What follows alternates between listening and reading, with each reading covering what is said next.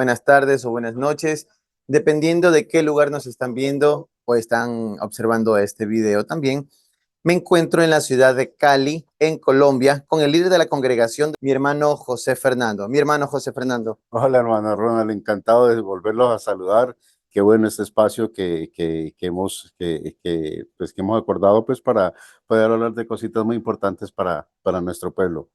Así es. El tema de hoy que vamos a presentar junto con mi hermano José Fernando es relacionado al pueblo de Israel, el original, el verdadero, el que está en la diáspora. Pero para entender cómo llegó el pueblo de Israel a todo el mundo, a estar regado en todo el mundo, necesitamos hacer un recorrido histórico, mi hermano José Fernando, de las promesas que le hizo el Eterno a nuestro padre Abraham y asimismo a las dificultades o calamidades que se iban a enfrentar el pueblo si desobedecían estas promesas, mi hermano. Así es.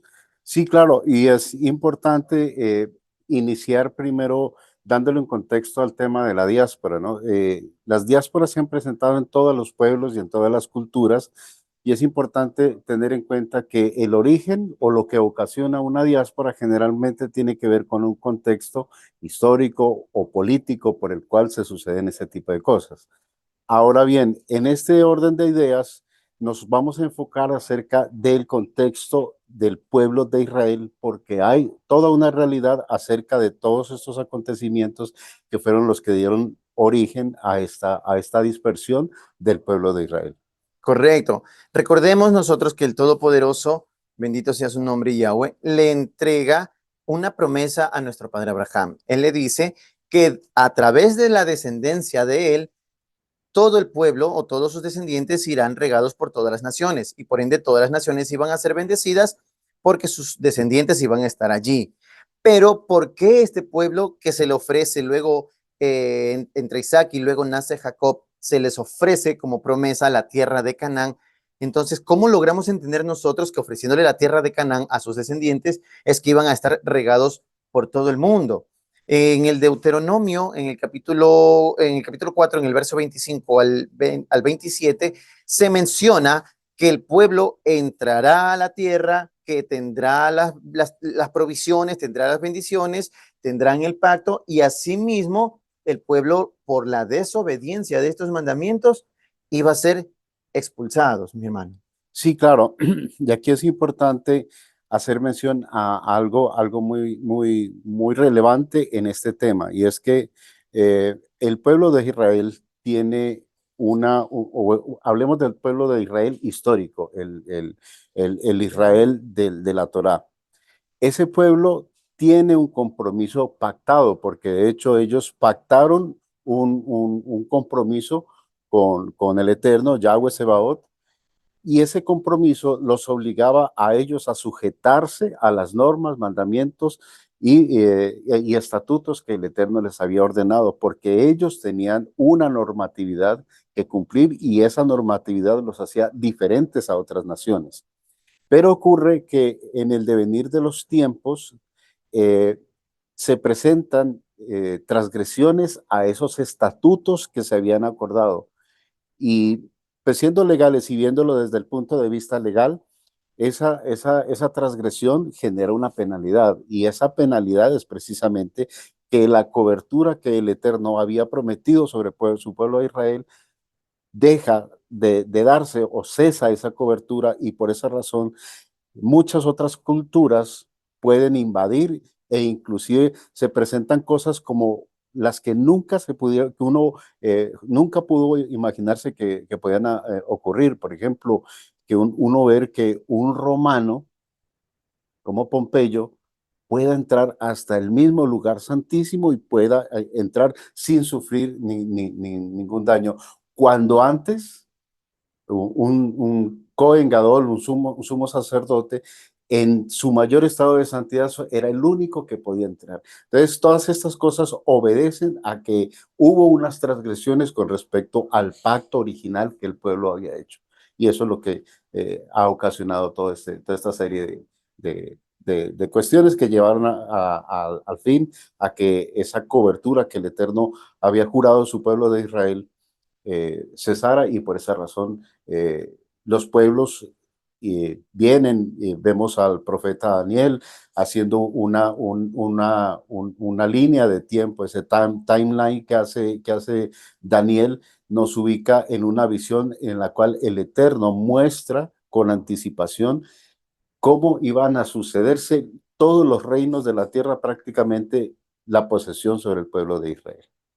Claro, exactamente. Lo podemos traducir de una manera sencilla como cuando estamos manejando y se nos presenta la luz roja y nos pasamos la luz roja, tenemos que pagar una penalidad si el agente de tránsito, que estaría representado en el término bíblico por un sacerdote o un juez, le dice, tú te pasaste la luz roja, tienes que pagar la penalidad. Aquí en nuestros países donde estamos en la diáspora es económica, pero la Torá también tiene sus regulaciones con respecto al pago de penalidades por transgresiones, que uno de ellos inclusive es la muerte y otra obviamente como promesa es la que serían expulsados de la tierra porque la tierra que fue llamada para santidad fue profanada como tal. Claro, y es que aquí es donde entran los contrastes de lo que uno ve en un tiempo cuando Israel se convierte en una potencia hegemónica bajo el gobierno de David y el de Salomón, que se consolida un Estado-nación, que es un Estado-nación próspero, un Estado-nación que es prácticamente faro, luz y guía de todas las otras naciones del mundo, porque inclusive nosotros vemos a muchos reyes yendo a consultar a Salomón porque él tenía un conocimiento y una sabiduría de la cual era apetecida por muchos otros pueblos. Pero ese pueblo tiene un contraste más adelante porque hay unos cambios, porque se genera una división en el pueblo de Israel, porque el pueblo de Israel termina convirtiéndose en dos reinos y esos dos reinos luego terminan siendo dispersados. Uno, que es el reino de Samaria, que representan las 10 tribus de Israel, fueron dispersadas por todo el planeta y otra facción de ese pueblo que es Judá, Judá sobrevive, pues precisamente porque ese es el plan del Eterno. Y ahí es donde comienza de pronto a distorsionarse la idea generalizada de que se confunde hoy en día que Israel es Judá, pero eso es un error también de concepto, porque Israel son 12 tribus. Correcto. Pero es necesario entender esta partecita cuando el Eterno le dice a Abraham, en tu descendencia, cuando dice tu descendencia no está hablando de los judíos, porque después de Abraham viene Isaac y en Isaac se hace la promesa, no en Ismael, ¿ok? Pero bueno, eso es otro tema. Y de Isaac viene Jacob y es Jacob que de él descienden 12 varones, de entre ellos Judá, porque está Benjamín, Neftalí, está Dan, Asher, y 12 por total. Pero de entre ellos viene Judá. Entonces, Así como es. usted mencionaba, en la época de los reyes, el pueblo, cuando ya era una nación, a lo que salen de Egipto, recordemos en el libro del Éxodo, en el capítulo 12, está mencionada ya la salida del pueblo de Israel desde la tierra de Goshen en Egipto, y entonces ellos ya salen, es como un pueblo grande, aún no una nación, sino es un pueblo grande, son tribus que estaban unidas, lideradas por sus patriarcas, podríamos decirlo así, cada uno con sus descendientes, de los distintos descendientes hijos de Jacob, que posterior vino a llamarse Israel.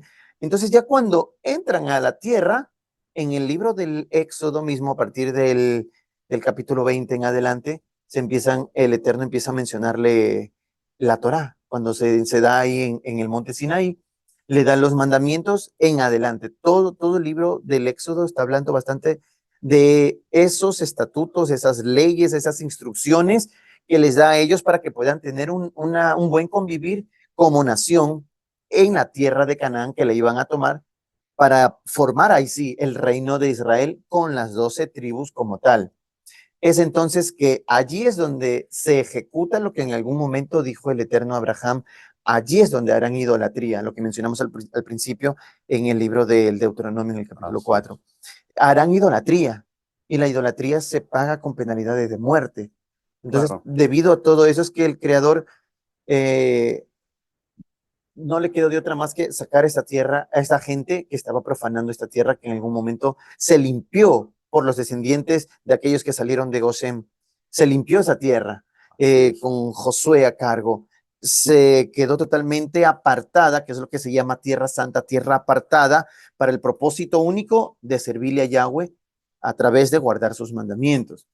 Es entonces cuando usted nos ayuda mencionando que en el libro de los reyes vienen los asirios como tomados de la mano del Eterno a hacer la obra de limpieza de la tierra, porque estaba siendo Claro. profanada. De todas estas cosas, nosotros estamos viendo que al final de los tiempos, como le es señalado a muchos profetas, entre ellos Oseas, él dice que ese pueblo que terminó transgrediendo su Torá también va a ser recogido.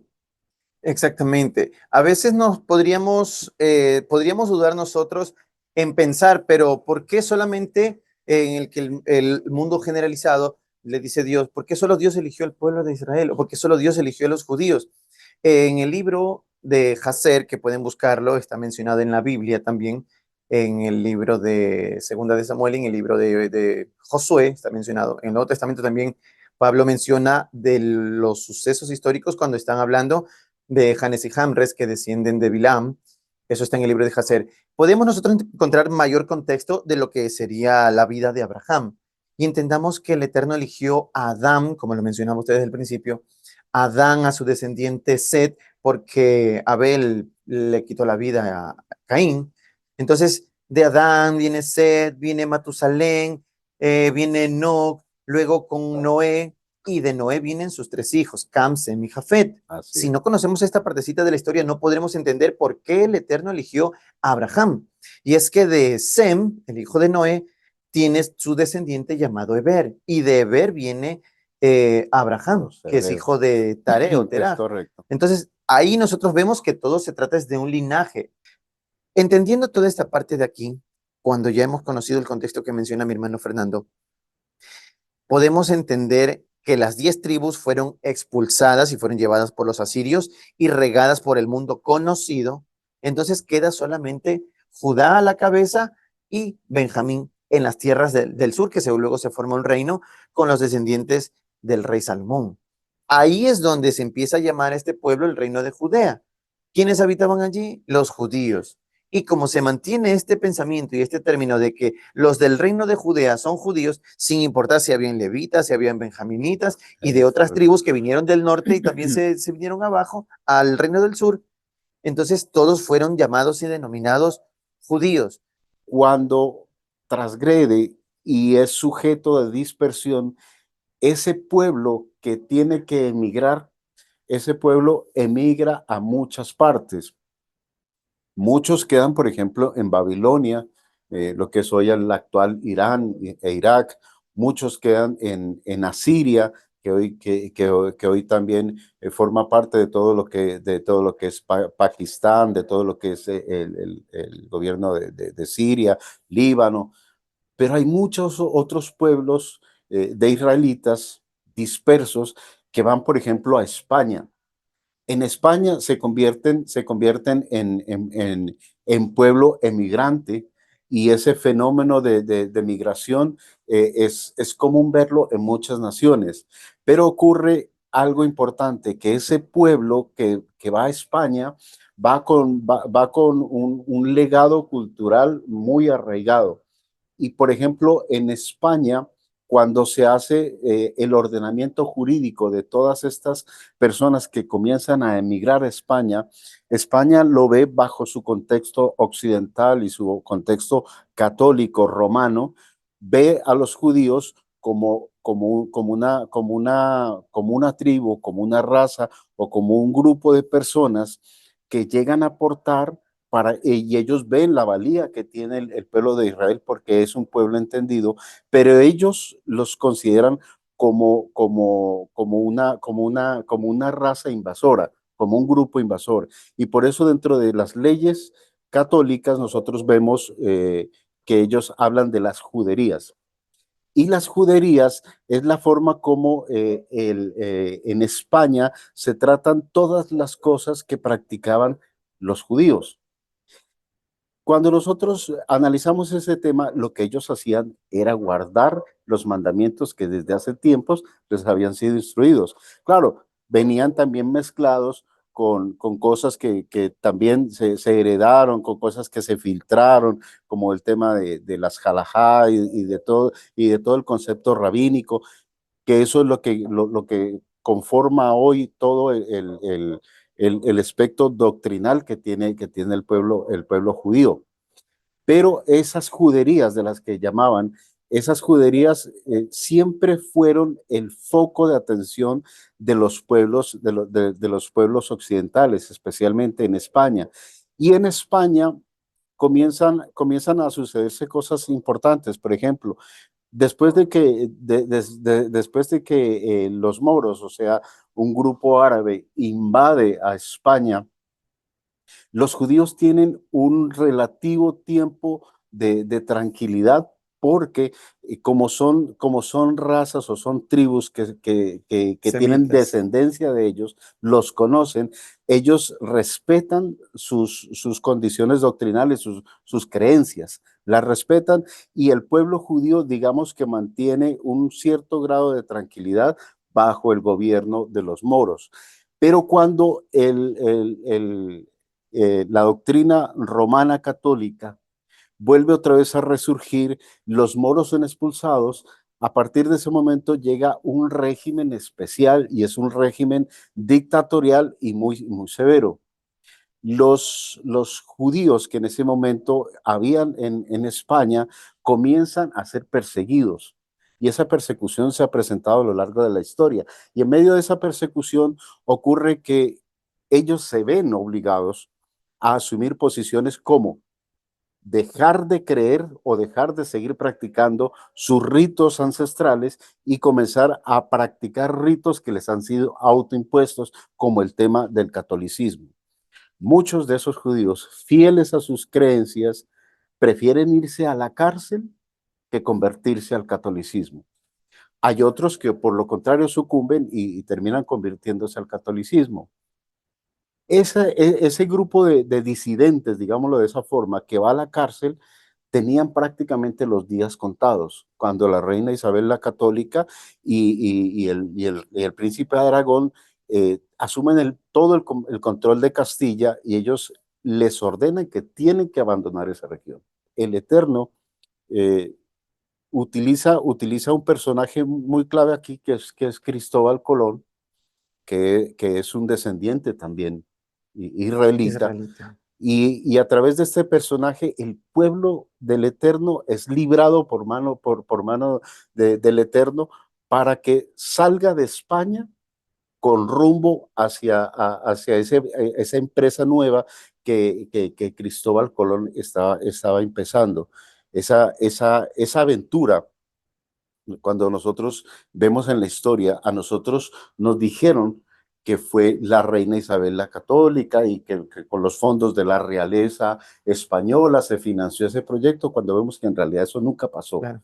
Eso fue el dinero mismo del pueblo de Israel que sufragó todos esos gastos, y por esa razón a ellos los sacaron de la cárcel y pudieron venir hasta América.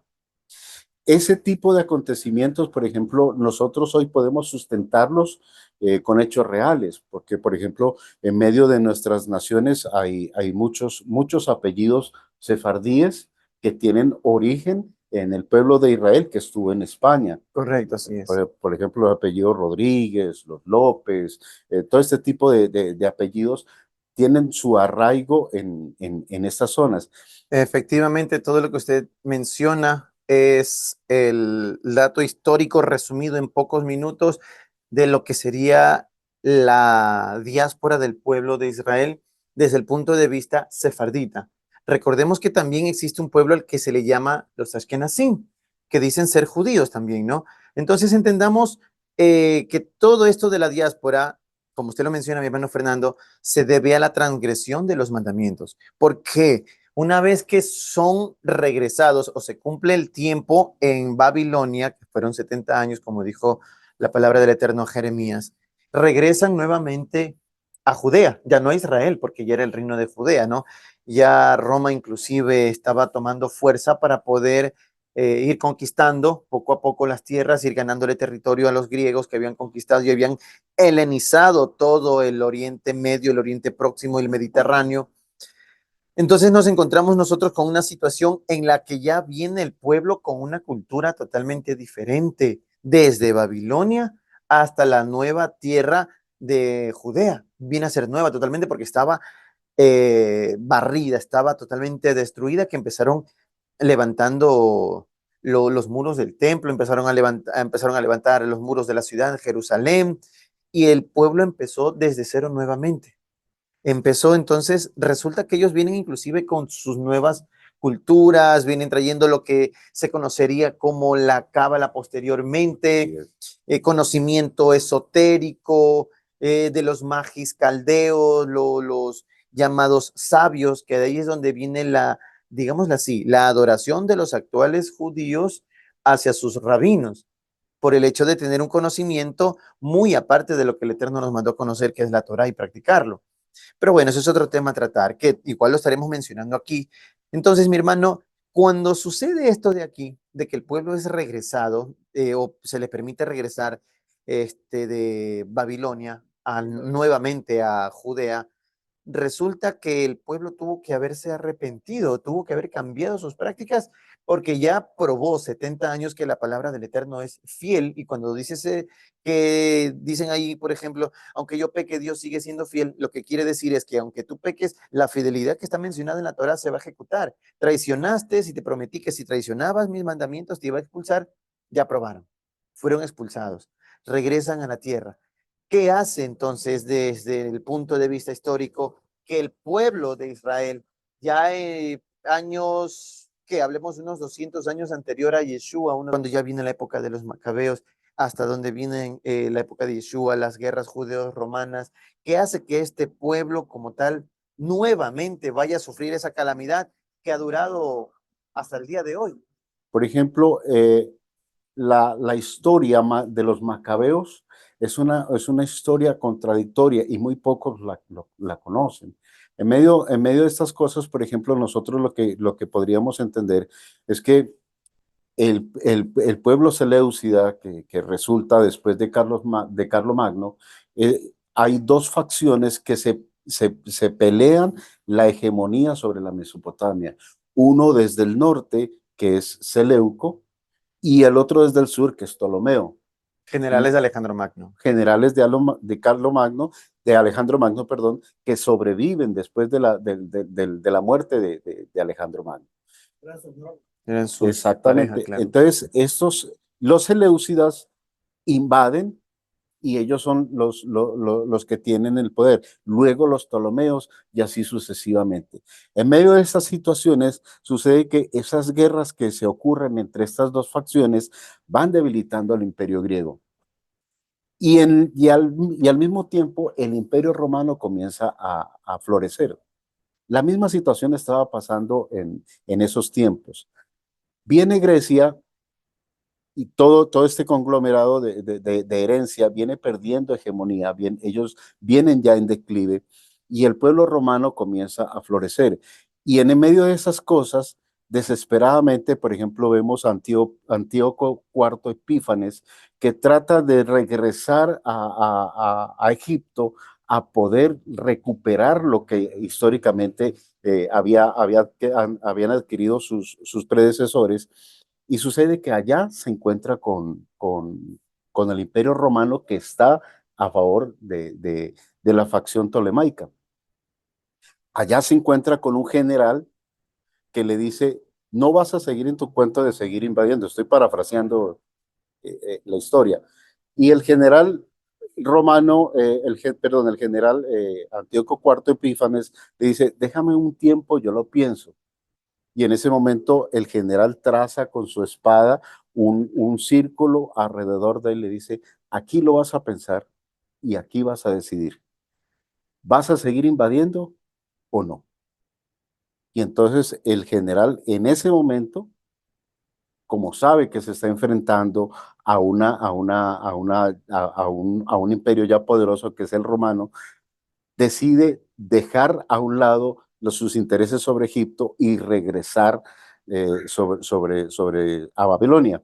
En camino se da cuenta de que ya hay una secta en Israel que se ha levantado y ha comenzado a generar disturbios y regresa a Israel a aplacar esos conatos de subversión.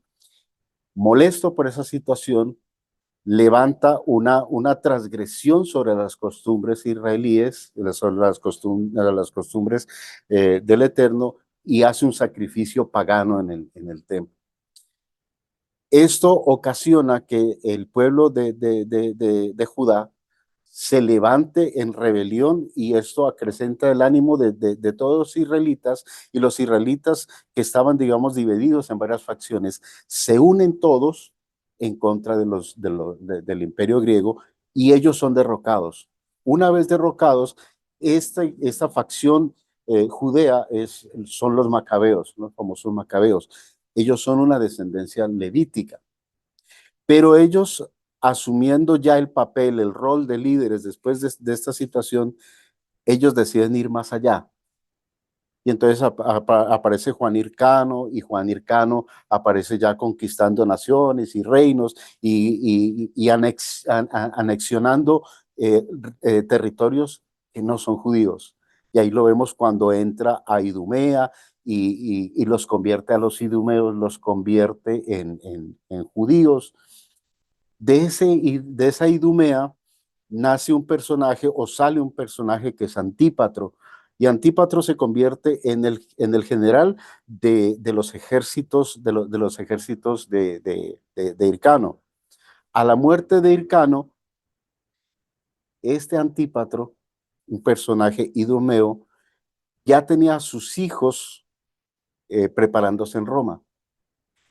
Y esos 3 hijos que él tiene son unos personajes que más adelante van a jugar un papel fundamental en la historia de la dispersión, y son todo el linaje herodiano. Entonces vemos a Herodes Filipo, a Herodes Tetrarca y Herodes el Grande, que es un idumeo, ahora es quien gobierna sobre el pueblo de Israel. Cosas que nunca debieron haber pasado.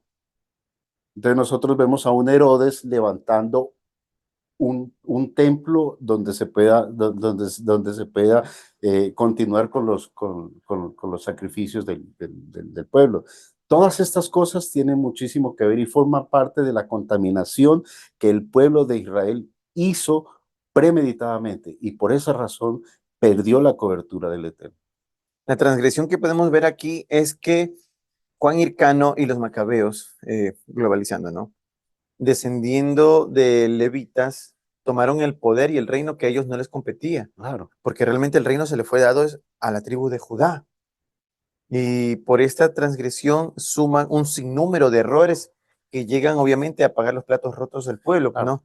Lo que usted acaba de mencionarnos.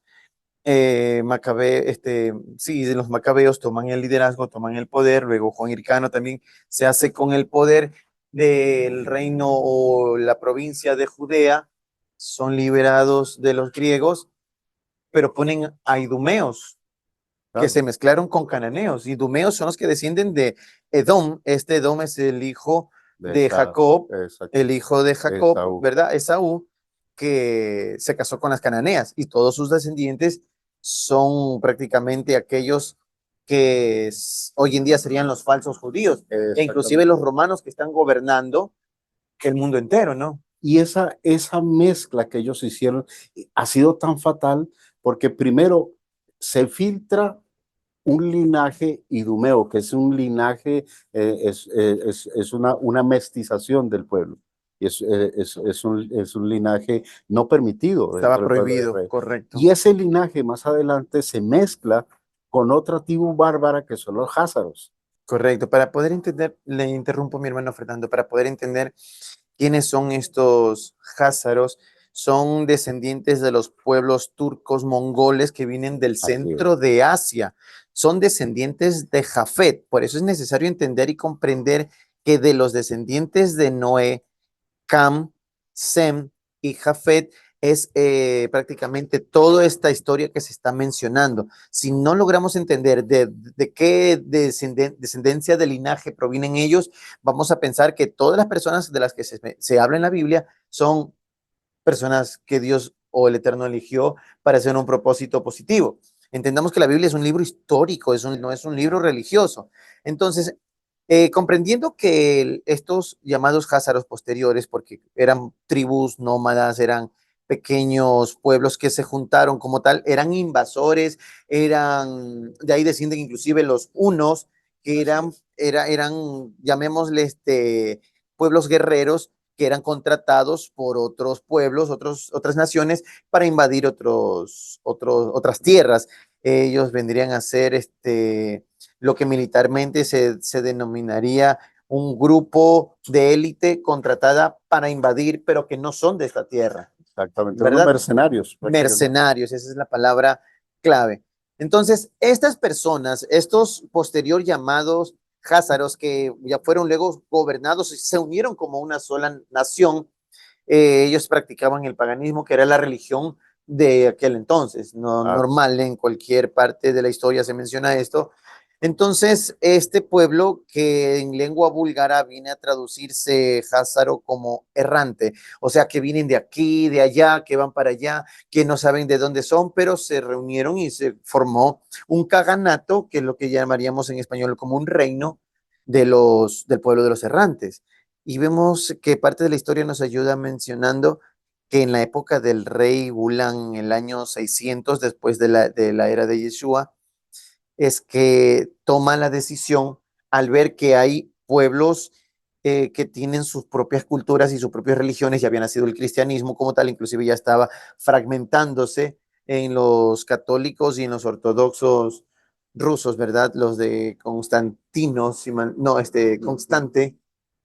Entonces ellos empiezan a preguntarles a ellos, ¿cómo es que ustedes pueden gobernar a sus pueblos?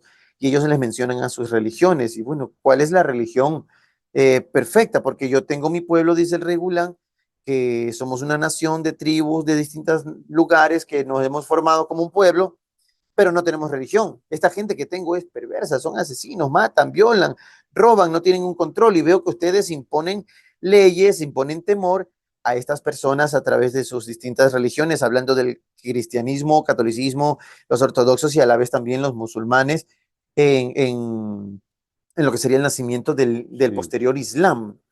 Claro, y es que aquí hay algo muy importante para señalar. Lo que le pasa al rey Gulam le pasó también a Constantino I el Grande, porque son dos acontecimientos que de Similares. pronto se están separados por la historia, pero tienen muchas cosas en común. Primero, una de las formas de poder consolidar un imperio o un reino básicamente se compone de tres elementos. Uno de ellos es una legislación, o sea, un aparato de leyes para gobernar a todo el reino. Segundo, un territorio definido. Y tercero, una doctrina de Estado. Entonces, las dos naciones tenían necesidad de consolidar un imperio, pero tenían un problema muy similar. Roma en sus tiempos era una nación politeísta. O sea, había muchos dioses, muchas doctrinas, muchas creencias. Socialmente, un romano, desde que tenía 8 años de edad, ingresaba al servicio militar. Ya un romano a la edad de 15 años era una máquina de matar. Ujú. Entonces, dominar a un pueblo que tiene esas características es súper difícil de poderse consolidar. Y al rey Gulán como a Constantino, tratando de poder consolidar su reino, entienden que hay necesidad de poder ejercer algo que se llama gobernabilidad. Y la gobernabilidad se logra cuando el Estado tiene la capacidad de someter a todo su pueblo a sus leyes. Pero para poderlo someter necesitaba crear unos elementos adicionales. Uno de ellos es la religión. Y la religión ayuda al Estado a poder someter al pueblo y a sus súbditos. ¿De qué manera? por medio del miedo. Entonces, por esa razón es que, por ejemplo, nosotros vemos que en la religión católica, en la religión cristiana, hay necesidad de meter una figura como, por ejemplo, El el diablo, infierno, el infierno y el el diablo. diablo y el cielo, como la novela de Crimen y Castigo, ¿ya? Entonces, si te portas bien, vas para el cielo, pero si te portas mal, viene el diablo y te manda al infierno. Y esas cosas no tienen asidero dentro de la normatividad que el Eterno instituyó para su pueblo de Israel. Así es. Fueron añadidas. Y a fuerza de eso, el pueblo ha sido sometido. Lo mismo pasó con el rey Gulán y con su pueblo. Cuando todos son sometidos a una sola deidad, se establecen unas jerarquías y en esas jerarquías todos están obligados a someterse a esa jerarquía. Y por esa razón se logra que ese pueblo se pueda, digamos, gobernar y haya gobernabilidad sobre ese pueblo. En la mezcla de los idumeos que se hicieron luego judíos tomando el poder en el templo, pues, ¿no? Están llamándose judíos, llamándose líderes, los reyes y todos los Herodes, pero no son judíos. Correcto. Y hay rabinos ortodoxos que no están con ellos, porque saben que esto se trata de un Claro. tema de descendencia de linaje, más no solamente cultural. Porque si nosotros, tomando esta parte de la historia de la adopción del judaísmo del rey Bulán, y con esto inclusive podemos darnos cuenta que él en su ignorancia se da cuenta de que la Torá que proviene de los judíos es la que prima por sobre el cristianismo y sobre el islam, ¿no? Claro. Entonces la historia mismo le da ese punto de ventaja a la Torá como tal. Claro que posterior a eso ya vino la mezcla de sus culturas, los házaros ya no son házaros, ya se ven ellos como judíos, que inclusive no dejan de ser judíos, no dejan de ser házaros, inclusive hasta la época de la Edad Media, en la expulsión de los judíos sefarditas de España, porque se les denominaba a ellos como Yehui Hazarim, que es lo que se traduciría hoy en día en nuestra lengua como los judíos errantes. Nadie sabía por qué les llamaban judíos errantes, y es que es en la mezcla de los errantes que se hicieron al judaísmo. Es en donde encontramos el nacimiento de los judíos Ashkenazim. Y si muchos no tienen idea de por qué son denominados judíos Ashkenazim, es porque descienden de Ashkenaz. ¿Quién es Ashkenaz? Es un descendiente de Togarma. Y Togarma es un descendiente de Gomer. Y Gomer desciende de Jafet, no desciende de Sem. Entonces entendamos, cuando vemos en las pantallas, los judíos Ashkenazim son judíos igual que el resto de los judíos, no, porque el linaje como tal no les pertenece a ellos, son usurpadores, y es entonces donde vemos nosotros la profecía que se menciona de que Jafet usurpará en las tiendas de Sem, o sea, habitará, las tomará o gobernará donde no tiene que hacerlo como tal. Y hay disculpa, Sí, mi hermano. Este movimiento askenazí luego termina convirtiéndose en sionismo. Y el sionismo es ahora lo que nosotros vemos y es lo más representativo. Son una clase, una secta de judíos que tienen una normatividad, tienen una agenda especial diferente a los planes del Eterno. Porque detrás de esto, por ejemplo, hay mucha gente que en medio de las raíces hebreas tienen el evento de 1948 como el evento donde reverdeció la higuera cuando Israel fue constituido nuevamente como una nación. Pero el trasfondo de esto es que eso no fue orquestado por el Eterno. El Eterno no estuvo detrás de ninguno de esos acontecimientos. Quien estuvo detrás de todos esos acontecimientos fue el sionismo. Allí vemos a familias como los Rothschild, como Rockefeller, como DuPont. Todas estas familias fueron las que orquestaron todo este tipo de movimientos. Y se crea hoy en día un movimiento sensacionalista. Y una vez más vemos la figura del rey Bulán, de Constantino, buscando la religión e imponiéndole al mundo y presentando como pantalla la religión de que Israel, la estrella de Ramfán o la estrella de David, como le llaman ellos, es el camino a seguir. Pero es solo una pantalla, porque lo que hicieron en el 48 fue simplemente fijar la oficina del sionismo para conquistar y gobernar el mundo entero, ¿no? Entendamos y comprendamos que en esta parte de la diáspora del pueblo de Israel no es la diáspora del pueblo judío, idumeo, házaro, cananeo, no, porque los verdaderos israelitas de las 12 tribus estamos regados la mayoría en América Latina, la mayoría que menciona la profecía del Negev, que es hacia el sur, ¿no? Así es, si seguimos pensando que la política y lo que le llaman la religión no se mezcla, entonces no vamos a entender nada de los tiempos que vienen en el futuro, de los que ya el futuro es ahorita. Es necesario entender y haber tenido esta conversación, mi hermano Fernando, para poder tener un trasfondo, un colchón de lo que se va a hablar en la geopolítica, porque es necesario comprender por qué influye la geopolítica en el pueblo de Israel y en las 12 tribus que se están restaurando. Pero bueno, eso es un tema que se va a mencionar con el hermano Marcelo Pazmiño.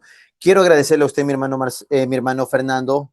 Quiero agradecerle también a cada uno de los suscriptores. Los invito a que se sigan suscribiendo los que están viendo este video por primera vez, que le den like, que lo compartan con las personas que están buscando la verdad. Es necesario despertar para vivir una verdadera realidad, para conocer realmente qué es lo que quiere el Todopoderoso y cuál es el propósito por el cual estamos aquí.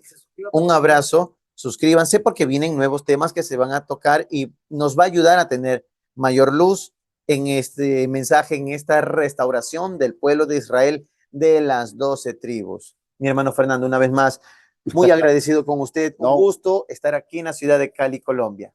Hasta luego. Muchas gracias. Hasta luego, mis hermanos.